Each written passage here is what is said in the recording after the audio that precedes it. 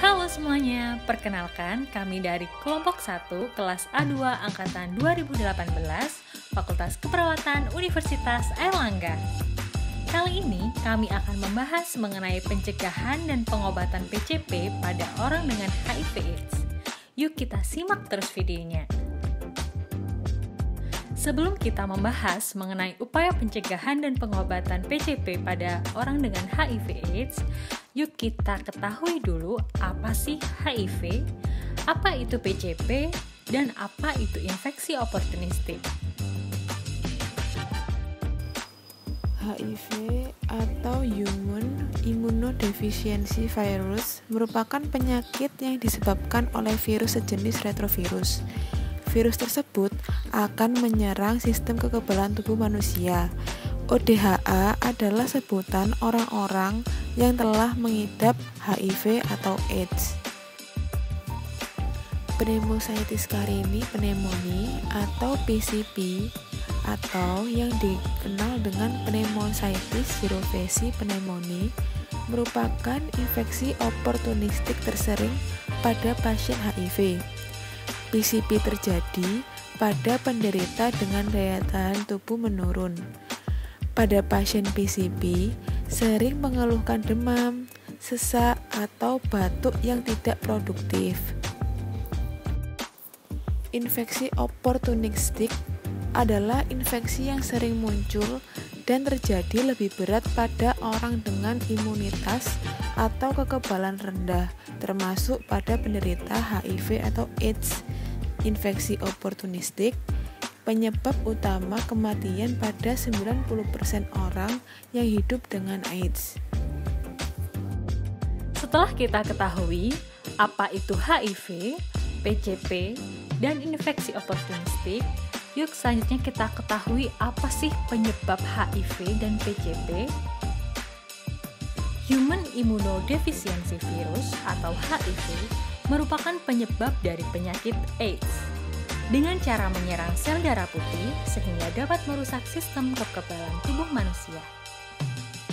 Sedangkan PCP atau Pneumocystis carinii pneumoniae merupakan infeksi paru yang disebabkan oleh jamur Pneumocystis carinii yang kini juga dikenal dengan Pneumocystis jirovecii.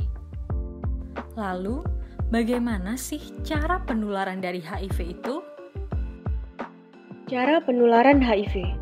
Dalam Peraturan Menteri Kesehatan Nomor 51 Tahun 2013, Human Immunodeficiency Virus atau yang bisa disebut dengan HIV dapat masuk ke tubuh melalui 3 cara. Yang pertama, hubungan seksual.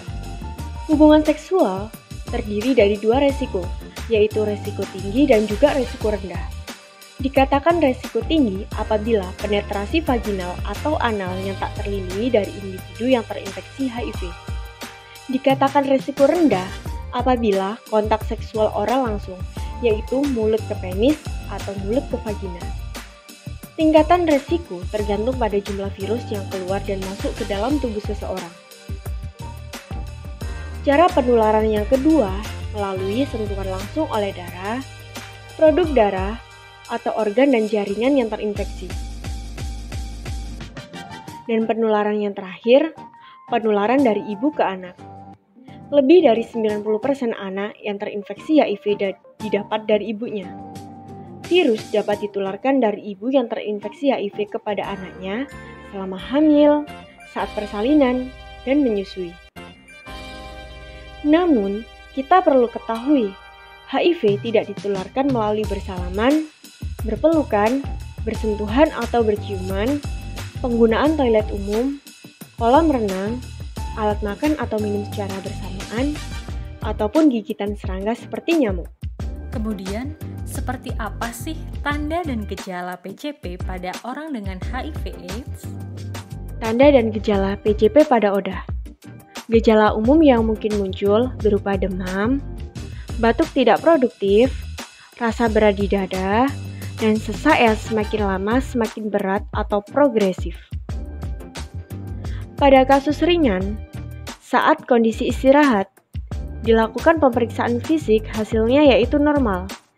Namun, saat dilakukan pemeriksaan pada saat aktivitas fisik, Hasilnya yaitu sesak nafas, hipoksia atau kurangnya asupan oksigen dalam tubuh, takikardi yaitu denyut jantung yang cepat dan tidak teratur, takipneu yaitu pernafasan yang cepat dan pendek, dan yang terakhir rongki kering atau batuk tanpa dahak.